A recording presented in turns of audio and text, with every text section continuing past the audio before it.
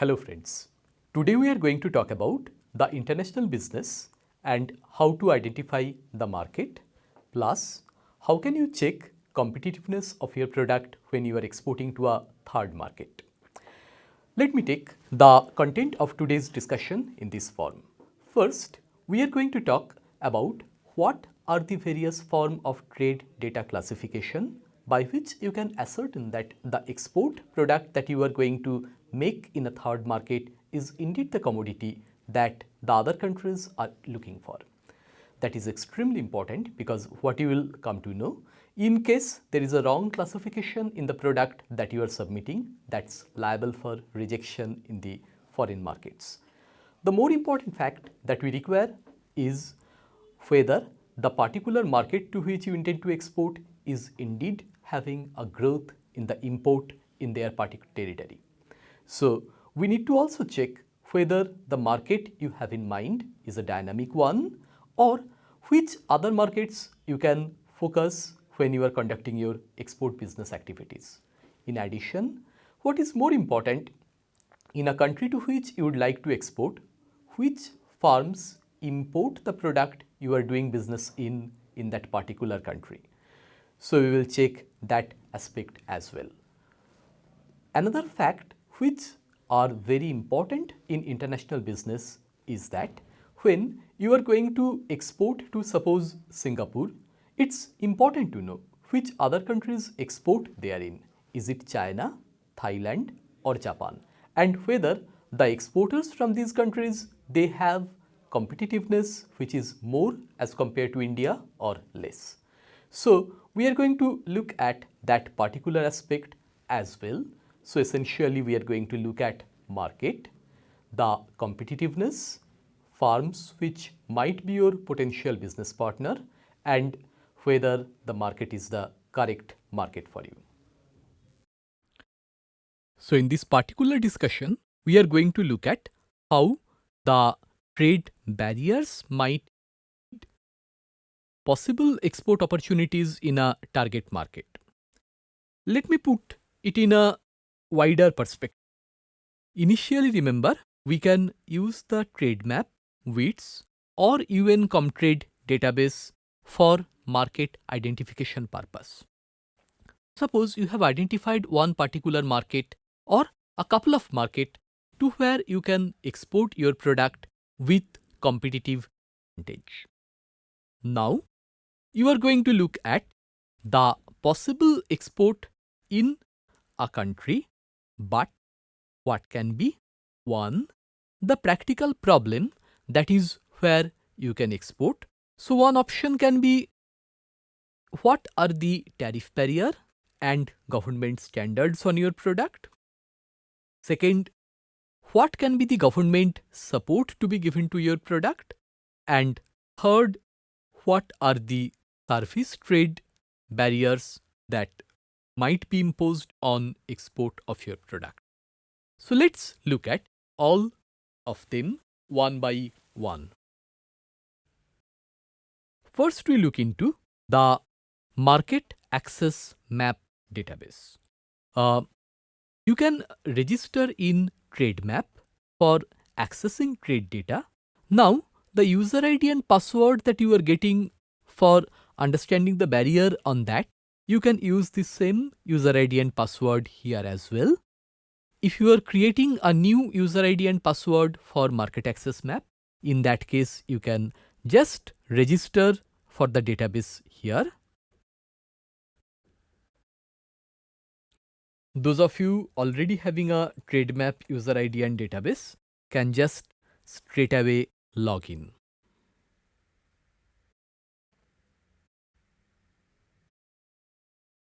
Once you log in, you enter the database main page, and from there you can go ahead with selection of product for your purpose. The database gives a huge form of information, and if you take the cursor on support material on the menu frame, in the first drop down menu an user guide option would come. If you click on that, the market access map manual will open up. If you read that through, a number of ways in which the website can be used would be available. I will look at only 3 quick search menus in this particular page. Quick search first, let's go for compare tariff. If you click on the compare tariff, the idea is here you are trying to determine what are the trade barriers in terms of tariff across a wider set of countries. So you look at India as the exporting country. We look at one particular product, 6109910, t-shirts, singlets and other fists of cotton as one exportable product from India, and then we click on proceed. If we do so, then the tariff barrier across countries be obtained in very detailed manner and with a color code attached to it. What is the advantage of this color code? Here we can add color codes in terms of a traffic signal actually. If a country is having a color code, the color codes are presenting the tariff that a country is imposing on Indian exports in this particular category. So if the tariff imposed by a country is above 30%, then we see a color of orange, red, brown. And all of them would be a major trade barrier on our export. On the other hand, if the color code is yellow, that is between 15 to 30%, then, well, there is a problem in exporting, but not a very high level of problem. But if the color code is green, that is, it's from 0% to 15%, then exporting to that country might be easy for Indian exports. So we can look at the color codes from that perspective. In order to make a better sense of the market access map database information, we click on the map icon here beside the table icon. Once you do,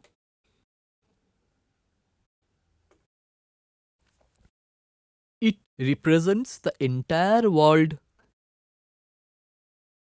graphical plate. So we observe which countries the yellow dots are, which countries the green dots or colors are distributed, and in which country the red, orange or brown shades are. So we can make out Iraq, Iran, Brazil, South Africa are some of the markets where there exists some form of trade barrier. If you take the cursor on any particular country,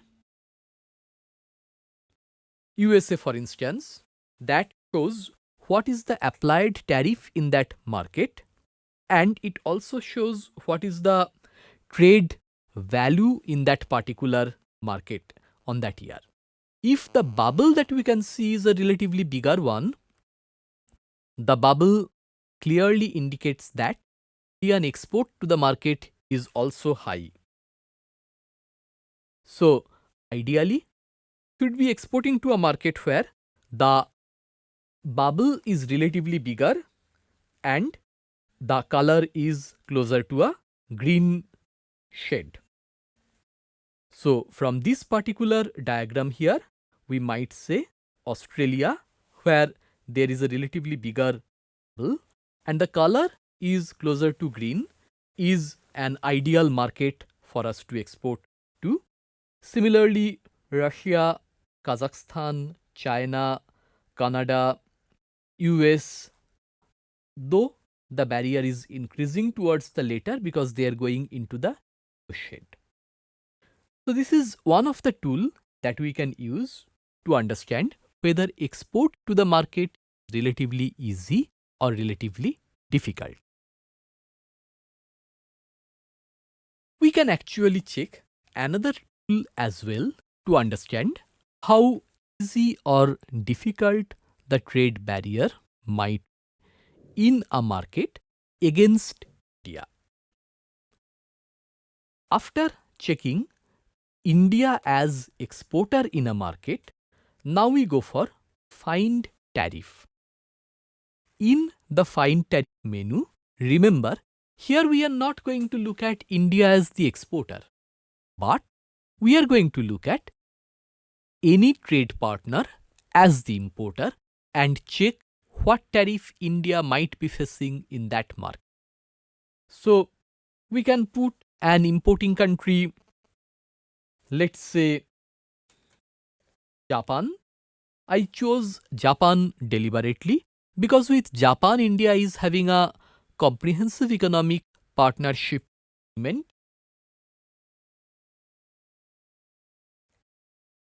Then we select the product. We again go into the 610910 product category. Exporting country, we can select India. I am selecting all so that we can compare India with other countries' particular query. The output is observed here. Now what we see is that there exist MFN duties of 10.9%. MFN duty means the duty that is applied on all the WTO member countries. Non-MFN duty, which is applied on all WTO non-member countries, so which will include Cuba, North Korea, etc. And then all the countries with whom Japan enjoys a free trade agreement are included therein, one by one. So if we try to go down the list, we will see there is a preferential tariff for India, which is 0%. That means when India is exporting a product to Japan, India's product would attract a tariff of 0%, whereas another country, if we take now the cursor on applied, you will find that all the WTO member countries' name is coming. We can take the example of Algeria there. Algeria is having no free trade agreement with Japan. So, if some competitors of India are located in Algeria, their product is facing a 10.9% import duty. In other words, there is a margin of preference that India enjoys against Algerian exporters, and the margin of preference 10.9%. But on the other hand, if we are not having any free trade agreement with another country, then it is going to extend duty-free regime to some other regional trade agreement partner countries. Let's take one example of a European Union country. We can go for modify search in this particular option. Instead of importing country Japan, can go for Germany as a example. So Germany we select. The product, again we find 610910 and we go for proceed.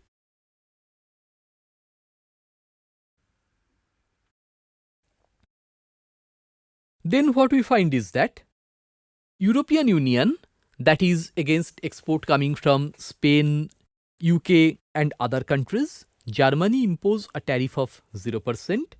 MFN duty is 12%. If we click the cursor there,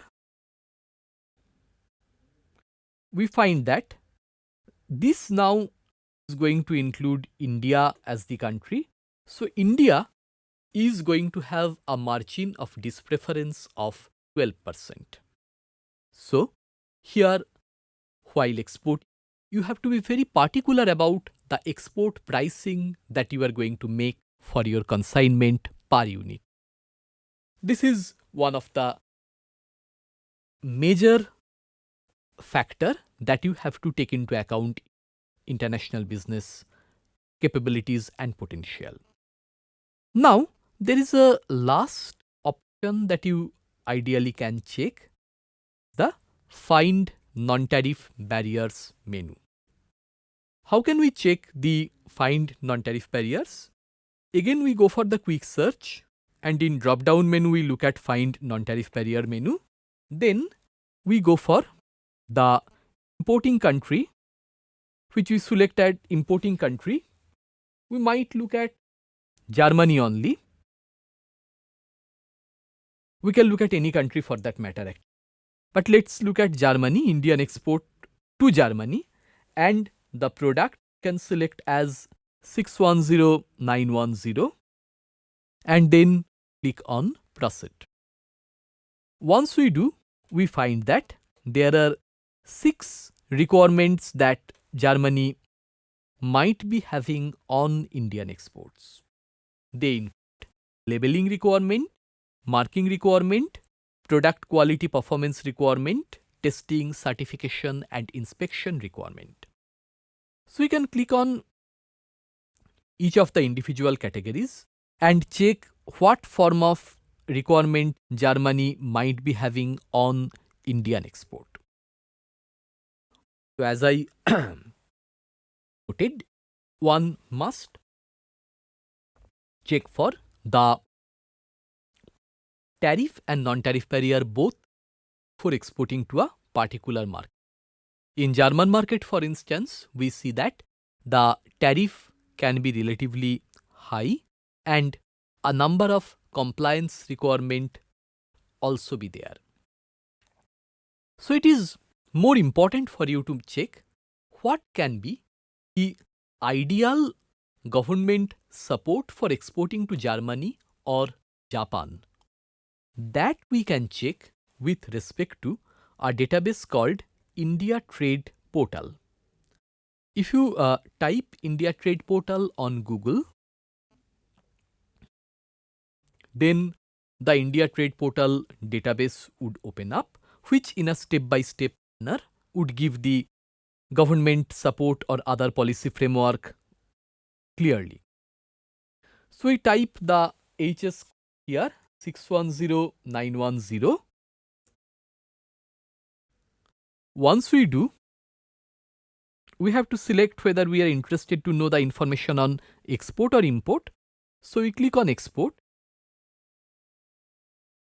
and then we select the export product. Once we do, in 5 short steps we are coming towards the output. We now have to identify the market which we are interested to export the product to. We click on Germany, for instance. After that, we click on Next. In the earlier discussion, we have known that the HS code by the exporting country and HS code by the importing country may not perfectly match. So now we look at the HS code by clicking on the import code by Germany. We select Next and this gives us the scenario in German market. We can check a number of information from output. The first row, as you can note, is the most favored nation that Germany is going to charge on Indian exports. But there is another tariff that Germany might put on India, which is the generalized system of preference tariff. If we go back to market access map output, we could have seen from the German result that we have checked, there was one GSP country, as India is one of the GSP country as well. So you might face a 9.6% tariff in Germany, but for that, the rules of origin documents have to be fulfilled. That is, the product must originate in India in line with the German requirement stated in a very simple language. Germany might check whether, let's say if you are exporting shirt, then whether the cotton is cultivated in India and weaving and other activities done completely in India, then it's a pure Indian product. But if the cotton, fiber or fabric you have imported from another country, Germany might check what is the extent of value addition within Indian territories. So one by one, if we look at first SPS TBT policy framework, if we click on that, the German barriers on Indian exports you can get by clicking on the download link. Click here, link in this page. Export policy, what we can check is there is a free trade for general products, but if you are having imprints of excerpts or verses of the Holy Quran, then some form of restriction can be there. You can click on duty drawback to check what might be the drawback rate for your product. You are exporting the same. You can click on interest subvention, where there is a 5% rate that is applicable. GST you can check, so the rate you will be obtaining from there. And merchandise export scheme, you will see that MEIS rate of 4% is applicable for this product. So India Trade Portal, as we can say, would give you a wholesome policy information that you require for exporting to a country: product standard, export policy, drawback, interest subvention, merchandise export promotion scheme support. So with that, and whether India is exporting to the country with MFN tariff or some form of preferential tariff is applied on your export product.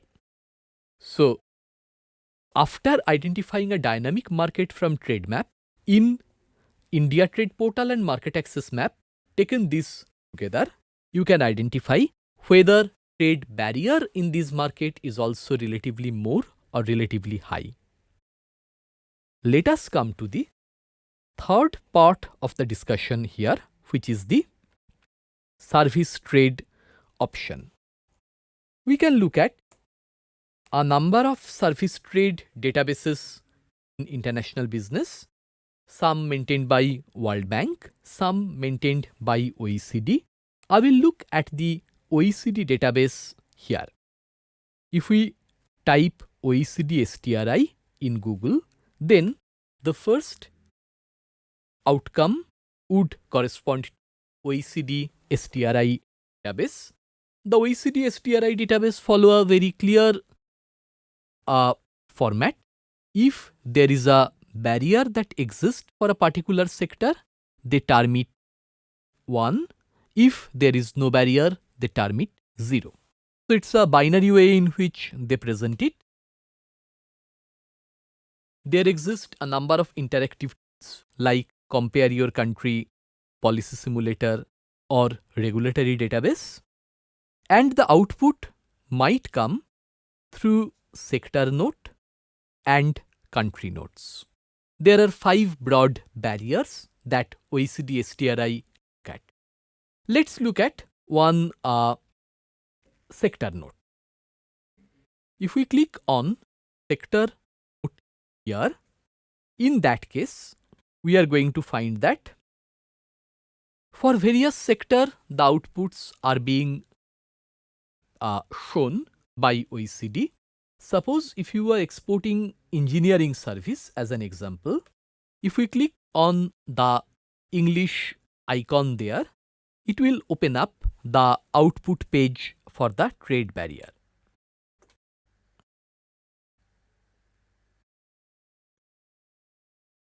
What we see in this particular example is that the countries are shown by the extent of the trade barrier, and as you see, the height in the how closed a country is in terms of barrier.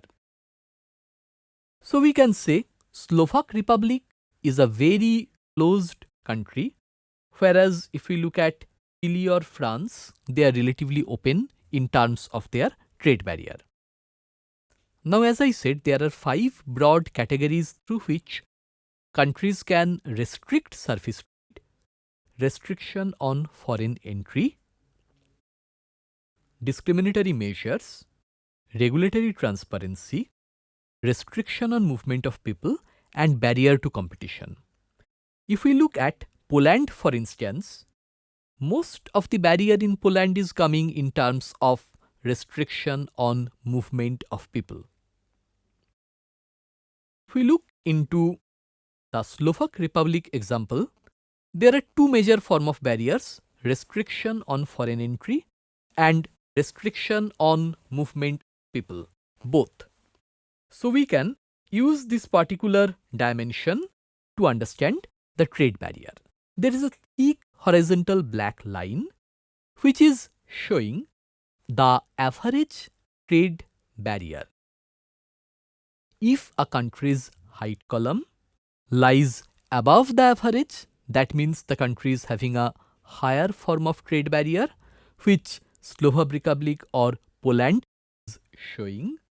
If we look at Chile or France, then they are showing lower trade barrier. There is a pink dot that we also observe in this example. The idea here is, in case the pink dot lies in the height column, that means the trade barrier in that particular country is increasing. At the example of Denmark, we can see such example. So it shows that in Denmark, trade barrier is actually on the rise. On the other hand, if we look at the example of country like France, where the pink dot lies above the column, it shows that trade barrier over 2014 to 2017 is declining. So by combining these information, you can conclude whether a particular market is becoming more or less protectionist over a period of time.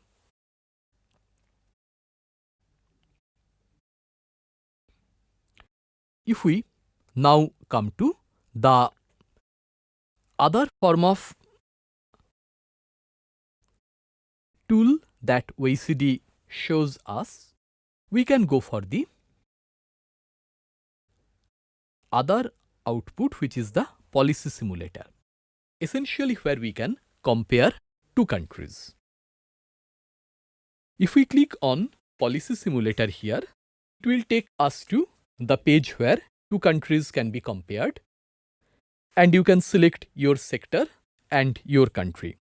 Suppose you click on choose a sector and you are interested in exporting of the accountancy service. Now, suppose you are trying to export it to, let's say, Belgium, or you are already exporting accountancy service to Belgium. We get the trade barrier of Belgium very close to 0.5, so which shows Belgium is indeed not having a very good framework for export of this service. Now we want to compare Belgium with a couple of countries. Say you already know what it takes to export to Belgium. So you compare Belgium with Brazil. And what we see, Brazil is actually showing a lower trade barrier shown by 0.01 as compared to 0.439 of Belgium.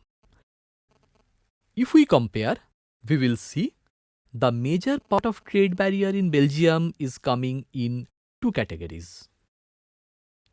They are the restriction on foreign entry, movement of people, and there is a third category, we can say, the regulatory transparency. In Brazil, we observe, though the volume of barrier is relatively less, we see that In Brazil also, the barriers come up in these three categories only. So by looking at this output, we can understand while exporting a service to one country or multiple countries, how the trade barrier can be compared. So today's discussion give us an idea about when you are trying to export a product from India, which market you can target in short run, which markets could be looked in long run. In case the markets are not ripe at present or your product might lack competitiveness in short run, in what way you can approach the future growth of the product. You also looked at which farms might be a target exporter for your product in the market. Then we are going to look at the idea of competitiveness, that is, if you identify a market of Singapore, then in that particular market whether India is improving the competitiveness. So with this knowledge, I think you can approach a particular market and you can decide whether a market to be tackled in short run or long run.